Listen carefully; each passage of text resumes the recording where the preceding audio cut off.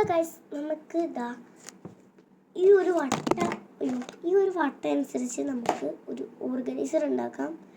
ഞാനിത് ആര് ചേച്ചിയുടെ വീഡിയോ കണ്ടാണ് ഉണ്ടാക്കുന്നത്. നമുക്ക് ഉണ്ടാക്കി നോക്കാം. ഞാൻ കുറേ സാധനം ഉണ്ടാക്കിയിട്ടുണ്ട്, ഒരു 3-4 സാധനം ഉണ്ടാക്കിയിട്ടുണ്ട്. ഞാനത് കണ്ടെല്ലാം ഉണ്ടാക്കാം. അപ്പോൾ നമുക്ക് ഓർഗനൈസർ കൂടി ഒന്ന് ഉണ്ടാക്കി നോക്കാം. ഓക്കെ, വായോ.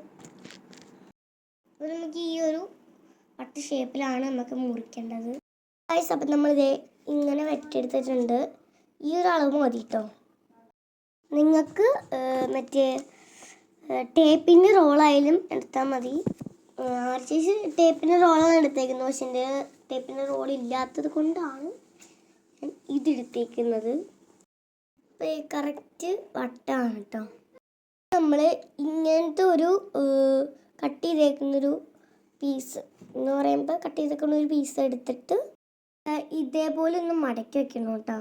അതുപോലെ വന്നോട്ട്. ഇതെന്തിനാന്ന് പറഞ്ഞാൽ ഇതിങ്ങനെ ഓർഗനൈസറിന് ഇങ്ങനെ ഇടയ്ക്കിങ്ങനെ തുറക്കാൻ വേണ്ടി വെക്കാനാണ് കേട്ടോ. ഇങ്ങനെ വെച്ചേണേ ഇങ്ങനെ ഇരിക്കും കേട്ടോ.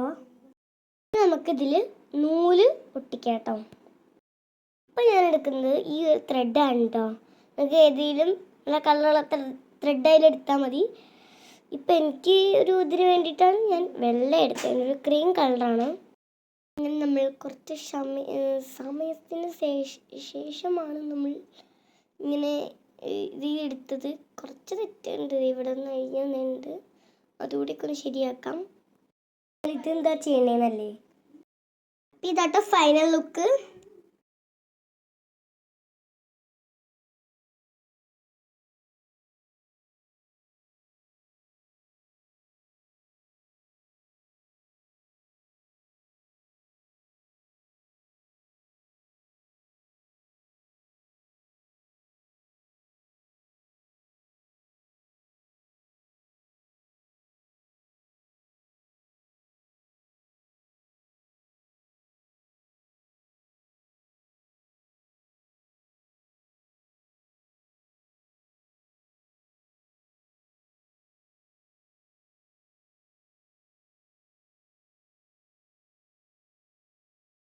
ഇതെന്ന് പറയുമ്പോൾ ഇവിടെ ഞാൻ മറ്റേ കാർഡ്ബോർഡ് വെച്ചിട്ട് ഇങ്ങനെ ഒരു തുറക്കം പാത്രം ഉണ്ടാക്കിയായിരുന്നു ഫസ്റ്റ്. പക്ഷേ ഇത് ഈ ഒരു ഗമ്മായത് കൊണ്ട് തുറന്നില്ലായിരുന്നു. അപ്പം ഞാൻ ഫ്രീ ആയിട്ട് അവിടെ നിന്ന് കിട്ടിയ ഒരു കവറിൽ നോക്കിയപ്പോൾ ഇത് ഇങ്ങനത്തെ ഒരു സാധനം. ഇത് എന്താണെന്ന് എനിക്ക് അറിയില്ല. ഇതേപോലത്തെ ഒരു സാധനം കയ്യിലിരുന്ന സാധനം എനിക്കെന്താ അറിയില്ല. ഞാൻ അത് കയറ്റി വെച്ച് ഇങ്ങനെ ബുഷ് ഇങ്ങനെ ചെയ്ത് വെച്ചു. എനിക്ക് ഭയങ്കര ഇഷ്ടപ്പെട്ടു കേട്ടോ. പിന്നെ ഇങ്ങനെയാണ് വന്നത്.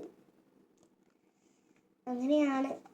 അപ്പം എനിക്ക് ഭയങ്കര ഇഷ്ടപ്പെട്ടു. നിങ്ങൾക്ക് ഇഷ്ടപ്പെടുമെന്ന് കമൻറ്റ് ചെയ്യണം. അപ്പോൾ അടുത്ത വീഡിയോ കാണാം. Bye bye.